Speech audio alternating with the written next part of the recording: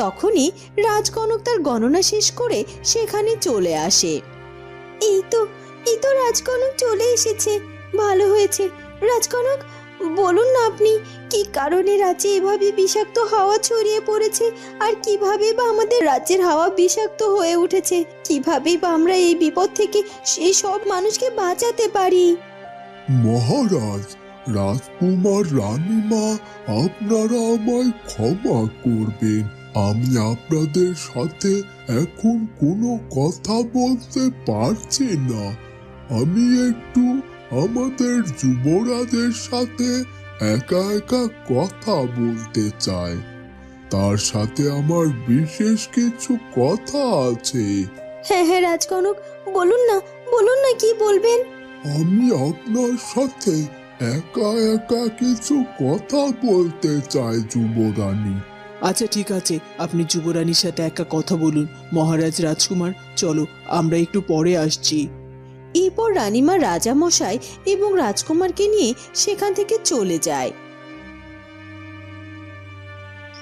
যুবরানী, আজ রাজ্যে যে অরাজকতা সৃষ্টি হয়েছে, এই সব কিছু থেকে রাজ্যবাসীকে মুক্ত দিতে পারেন শুধু আপনি।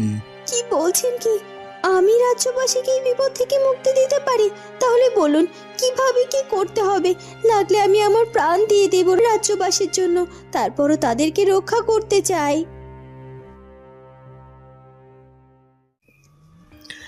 এই একই কে কে তুমি? হঠাৎ করে এখানে এভাবে কি করে এলে?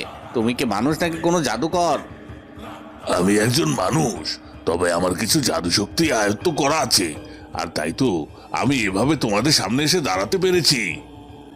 বুঝতে পেরেছি, কিন্তু তুমি একজন জাদুকর হয়ে এখানে এসেছো কেন? কি চাও তুমি? আমি তোমাদেরকে বাঁচানোর জন্য এখানে এসেছি।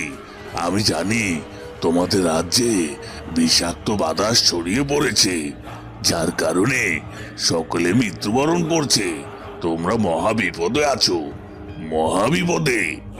হ্যাঁ, সে সব কিছু তো বুঝলাম, কিন্তু তুমি কিভাবে আমাদের এই বিপদ থেকে রক্ষা করবে? তোমরা সবাই যদি আমার কথা শোনো, তাহলে তোমরা সবাই প্রাণে রক্ষা পাবে। আমি তোমাদেরকে একটা মন্ত্র শিখিয়ে দেব, আর তোমরা যদি সেই মন্ত্র সারাক্ষণ জপতে থাকো, তাহলে এই বিষাক্ত ধোঁয়া তোমাদের গ্রাম ছেড়ে দূরে পালিয়ে যাবে। তবে হ্যাঁ, আরো একটা জিনিস স্বীকার করতে হবে, যে সেটা হলো অশুভ শক্তির বশ্যতা। কে বলছেন কি আমাদের অশুভ শক্তির বশ্যতা স্বীকার করতে হবে? না না, এটা কি করে হয়? আমরা জানি অশুভ শক্তি সবার খারাপ করে, সে কখনো কাউকে ভালো করতে পারে না, আর তাই আমরা কেউ অশুভ শক্তিকে বসতে পারবো না। আর ঠিক আছে, তোমরা যেহেতু অশুভ শক্তিকে বশ্যতা স্বীকার না করো, তাহলে তাহলে নিজেদের প্রাণ দাও। কোনোভাবেই কেউ তোমাদের রক্ষা করতে পারবে না। তাহলে আমি যাচ্ছি।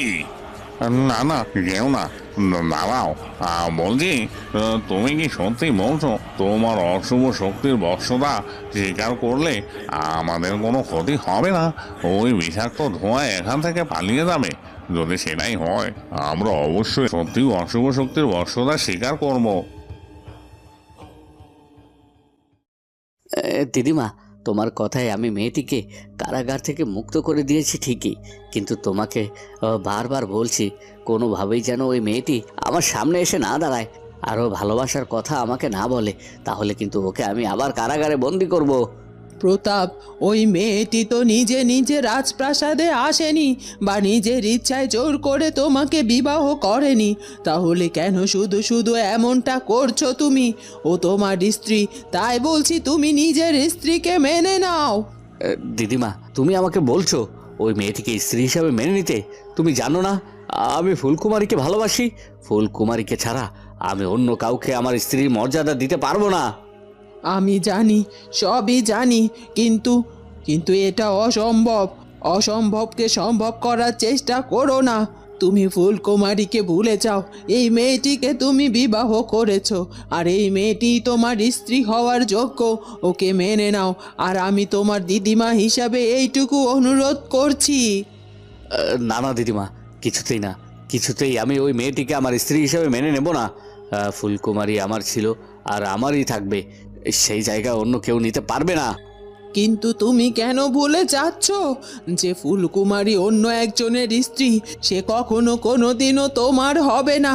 তাই তোমার স্ত্রীকে নিয়ে তোমাকেই সংসার করতে হবে, এটাই আমার শেষ কথা।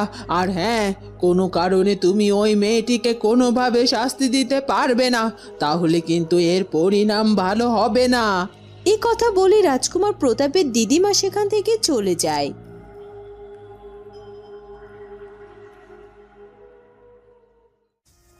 আমি জানি আপনার হৃদয়ে শুভ পদ্ম প্রতিস্থাপিত করা আছে। আজ আমি গণনার মাধ্যমে সেটা জানতে পেরেছি। আর তাছাড়া আপনার হৃদয় অনেক পবিত্র, আর তাই আপনাকে এই কাজটি করতে হবে। আসলে একটা তন্ত্র সাধিকা ছিল, সে তন্ত্র সাধিকার শক্তি দিয়ে এক তান্ত্রিক তার রাক্ষসের ফুল তৈরি করে আমাদের রাজ্যের পাশের জঙ্গলে প্রতিস্থাপিত করেছে।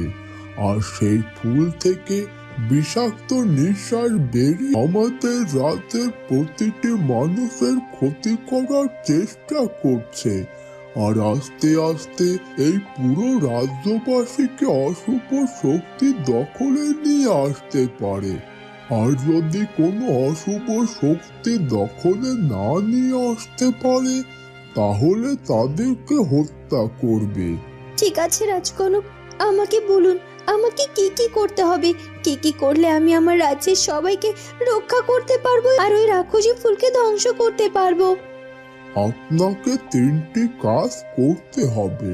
সেটা হলো আপনার ভেতরে থাকা শুভ্র পদ্মের শক্তিকে জাগ্রত করতে হবে, কারণ শুভ্র পদ্ম ওই বিষাক্ত নিঃশ্বাসকে ঠেকাতে পারে।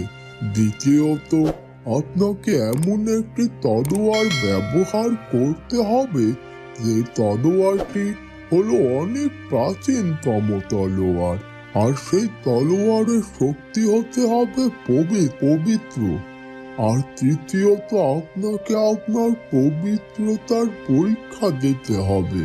আর আপনি যদি আপনার পবিত্রতায় উত্তীর্ণ হতে পারেন, তাহলে ওই প্রাচীনতম তলোয়ার দিয়ে আপনার ভেতরে থাকা পবিত্র শক্তি দিয়ে ওই রাক্ষসী ফুলকে ধ্বংস করতে পারবেন। আর তারপরে এই অশুভ শক্তির বিনাশ ঘটবে। ঠিক আছে রাজকনক, আমি বুঝতে পেরেছি আমাকে কি কি করতে হবে।